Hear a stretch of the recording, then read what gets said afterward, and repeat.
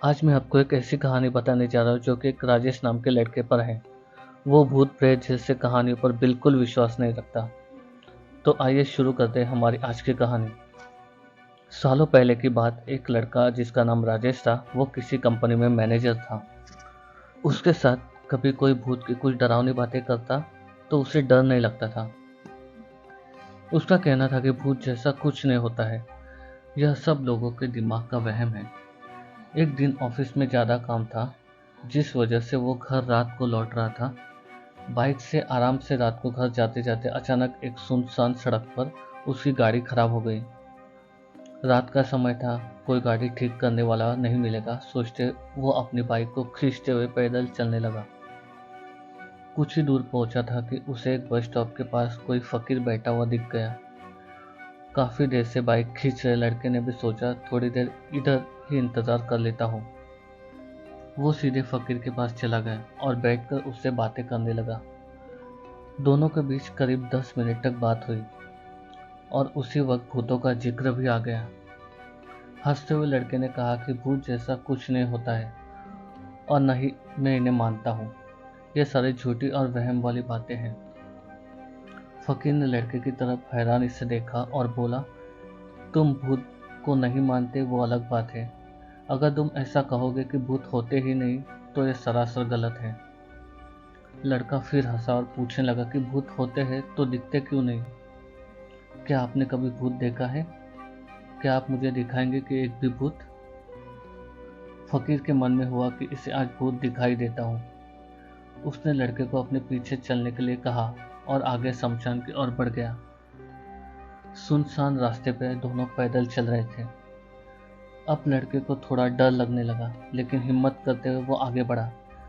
कुछ ही देर में दोनों शमशान पहुंचे। वहां कई मुर्दे चल रहे थे।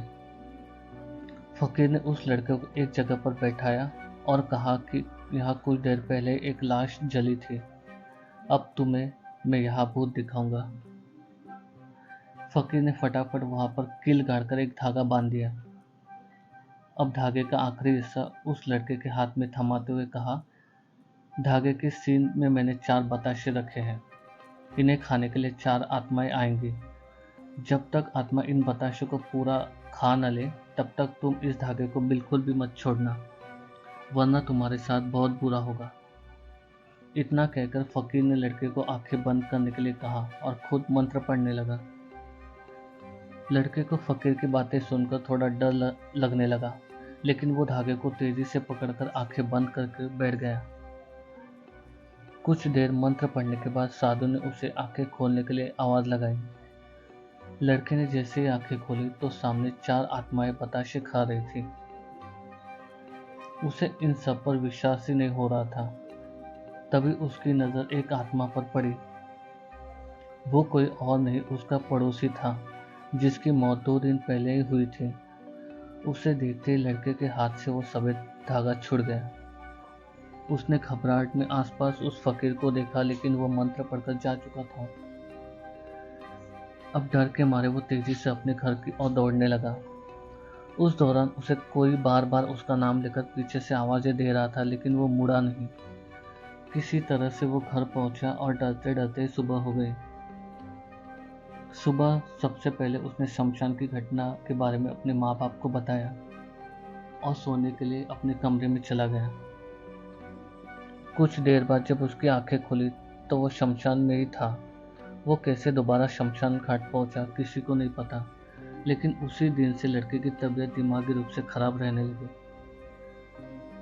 तो दोस्तों, ये कहानी से हमें ये सीख मिलती है कि इंसान को साहसी होना चाहिए, लेकिन दुस्साहसी होना मूर्खता है।